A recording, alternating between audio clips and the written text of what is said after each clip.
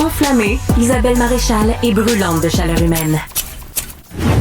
Isabelle Maréchal. Tout le monde a ses raisons. Tout le monde a ses raisons. Tout le monde a ses... Aïe, aïe, aïe, aïe. Tout le monde a ses raisons. Aïe, aïe, aïe, aïe. Tout le monde a ses raisons. C'est un extrait de l'album 7. C'est le 7e album de mon invitée Marie-Mé qui célèbre 20 ans de carrière. Une fille qu'on a connue libre, assumée depuis le début et qui l'est encore plus que jamais. Merci d'être là. Ça me fait plaisir, je suis tellement contente. Après tellement. 20 ans, on se dit, ben coudonc. Coudonc, ça a marché. Exact, fait que les gens, ils continuent. Et, merci d'être là, Marie-Mé, Isabelle Perron avec moi. Et tu as eu 40 ans aussi cette année. Ben oui. Ça veut dire qu'on t'a connue vraiment jeune. Écoute, La moitié de ma vie. Oui? La moitié de ma vie, je l'ai Sous l'œil du passée public. à la télévision, en musique. Quel privilège, mais en même temps, tu regardes en arrière et t'es comme, wow! C'était du stock! Et ça influence une jeune, ça? Ouais, ben oui. Ça a ben dicté oui. ta vie. Oui. Ben, en fait, pendant des années. Ouais. Pendant des années, ça a dicté ma vie. En fait, c'est tout ce que je connaissais. Tu sais, à 18 ans, ben, surtout 18 ans en 2003. Ouais. Tu sais, c'est pas le même 18 ans qu'en 2024, là. J'étais tellement naïve, tu sais, mais je voulais absolument faire de la musique. Puis pendant des années, ça allait main dans la main, mais c'est vrai que quand ça avance vraiment rapidement, puis que t'as pas le temps de te poser des questions, ça se peut que tu te réveilles à 30 ans en disant « Qui suis-je? Où vais-je? » Mais c'était chouette parce que je trouvais que tu avais ta couleur, tu assumais qui t'étais, même s'il y en a qui disaient bon, c'est bien, toi, tu avais le rock québécois, tu sais, chante Marie-Mé, d'autres tatoués, langue percée. Je veux dire, tout le monde connaissait ça. Ben, c'est ben, et je tiens quand même à dire que c'est pas moi qui ai composé cette chanson-là, mais ça m'a fait plaisir de chanter ces paroles.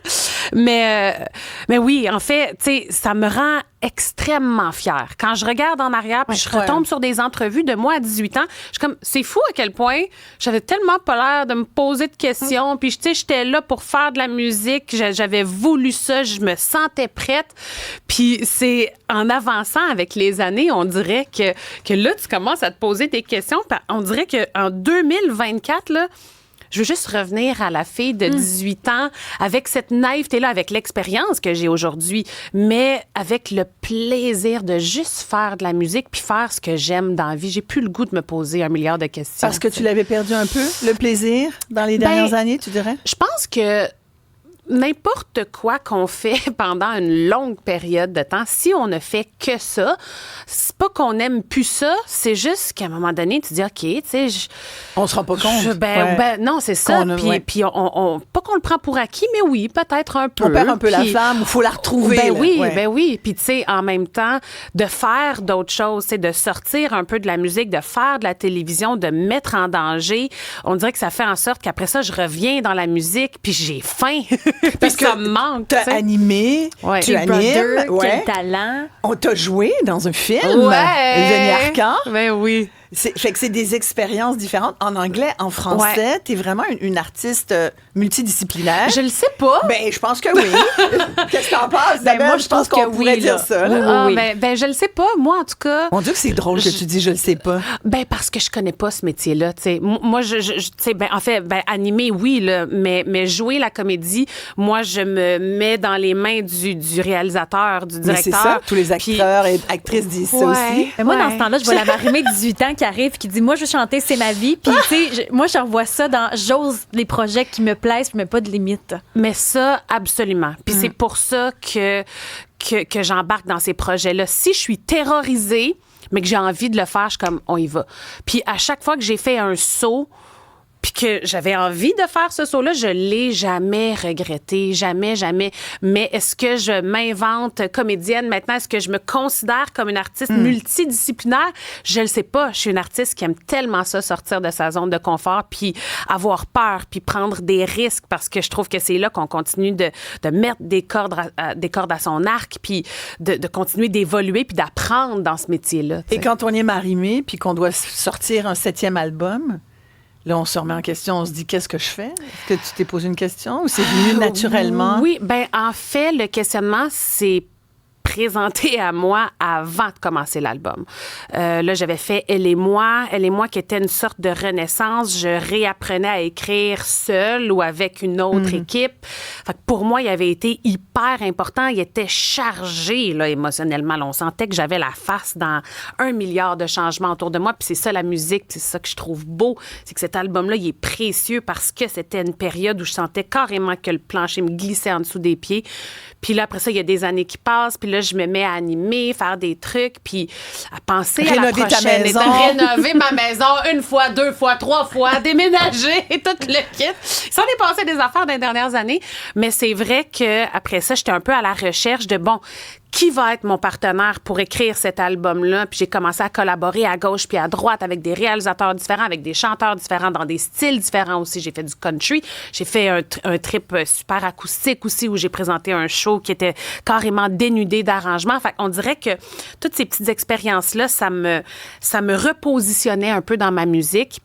Puis quand j'ai rencontré Lucas, qui est le réalisateur de mon album, on a fait une chanson ensemble. Puis j'ai fait « Ah, c'est lui. Fallait que ça vienne frapper à ma porte. Fallait que je rencontre une personne que je savais qui pouvait chapeauter mon album de A à Z avec tous les styles différents que j'aime avoir sur un album, avec l'intensité que je recherchais aussi. » Ce que j'ai trouvé sur l'album, justement, c'est que oui, il y a des pièces où on retrouve l'intensité de Marie-Mé, celle qu'on imagine sur scène, ce qu'on dit la showgirl, mais je trouve aussi qu'il y a certaines pièces qui nous ont amenés dans l'introspection, qui nous ont amenés dans quelque chose de posé qu'on a peut-être moins entendu. Il y en a eu des pièces, mais il y en a qui viennent nous chercher. Je sais pas si on a pas loin l'extrait combien de temps, mais c'est une chanson qui est très touchante et moi, je trouve que, en tout cas, moi, c'est une de mes préférées sur l'album. Merci.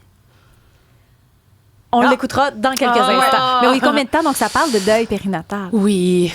Puis, on dirait que sur cet album-là, je me devais que d'être transparente parce que, veux pas aussi, au fil des albums, on voit le filon qui les relie, tu sais, tous. Puis pour moi, c'est parler d'émotions puis de ne pas vouloir être prisonnière de ce que je vis. Pour moi, quand j'écris une pièce, c'est important de sentir que je laisse un certain bagage aussi derrière, puis dans cette pièce-là. Une partie de ta vie, tu veux Une dire? partie de ma vie, une partie des fois, c'est un traumatisme, des fois, c'est un deuil, des fois, c'est de la peine, des fois, c'est de la frustration. Peu importe ce que c'est comme un exorcisme. Écrire une chanson, c'est se débarrasser de quelque chose qui nous pèse à l'intérieur. Puis oui, j'ai fait une fausse couche dans les dernières années. Puis ce qui est quand même fascinant, c'est que on m'a demandé souvent une chanson sur ce sujet-là. Puis je disais, mon Dieu, je ne saurais pas par où aborder ça. Je ne saurais pas comment trouver les mots. Puis la vie étant faite comme elle est, je l'ai vécue. Puis je peux vous confirmer que c'est pas plus facile à écrire. C'est terrible. C'est pas évident. Je comprends tout à fait ce que tu dis. On a un extrait de cette chanson. Si je vivais dans un monde idéal, je t'aurais quitté avant que tu t'en ailles. Je cherche les phrases, mais j'ai du mal. Pour le moment, tout sonne faux. Tu t'en vas avec tous mes mots. Dans ma voix, il n'y a que ton écho. Combien de temps encore à me hanter? Le poème que je ne peux pas terminer. T'es comme une rime qui ne fait que m'échapper. Combien de temps? C'est ça. Ça fesse. C'est très long. Je peux te le dire, c'est très long. Ça fait combien de temps? Ça va faire 1 an et demi environ, ouais. Comment ça va? Ça va bien. Ça va bien. Parce que comme je le dis dans la chanson un peu plus tard, tu sais, si c'est vrai qu'on a juste une vie à vivre, le moment que j'ai eu avec... Mais c'est sûr. avec cette petite fille-là, c'était parfait. C'est correct, tu sais. Puis la vie est bien faite. Puis depuis ce temps-là, la vie me prouve constamment que je suis à la bonne place. Puis, tu sais, je dis aussi dans la chanson, tu sais, peut-être qu'on va se retrouver, tu sais, je sais pas, j'ai pas abandonné cette idée-là non plus, mais c'est ça, pour moi, la musique, c'est exactement ça. C'est créer quelque chose de bon qui, en plus, peut-être peut aller chercher des femmes, des hommes, des gens qui ont passé à travers des périodes difficiles, puis dire, ben Colin, j'ai pas vécu ça pour rien. Ouais. Tu sais, ça donne un sens à des émotions qui, mon Dieu. Mais je trouve que cette chanson-là, justement, vient chercher d'autres femmes, d'autres hommes qui Tellement. accompagnent. Je trouve que c'est une chanson, justement, qui est universelle. Perdre un enfant qui soit là ou dans notre ventre, Ouais, c'est ouais. perdre un enfant. Ouais. Moi, ça fait longtemps, puis je m'en remets pas toujours. C'est fou, hein? Parce qu'on pense des fois à qu'est-ce que ça aurait été. Est-ce que, tu sais, On évite d'y penser. Ouais, non, Ouais, c'est ça. On Mais- évite d'y penser, puis en Ouais. même temps, je regarde dans les yeux de ma fille, puis je me trouve tellement chanceuse d'être Tellement. une maman aussi, tu sais. Marie, on aurait continué longtemps, mais tu nous donnes donc cet album, qui est disponible donc dès maintenant sur les plateformes. Merci beaucoup, Isabelle. Merci. Merci, Marie-Mé. Mon Dieu, je pensais pas qu'on allait finir Oh, ça avec mon les Dieu, yeux dans pleurer, l'eau. faut Oui, pleurer, faut c'est pleurer. Et merci à tout le monde. À demain, tout le monde. On vous embrasse fort. Merci d'être là.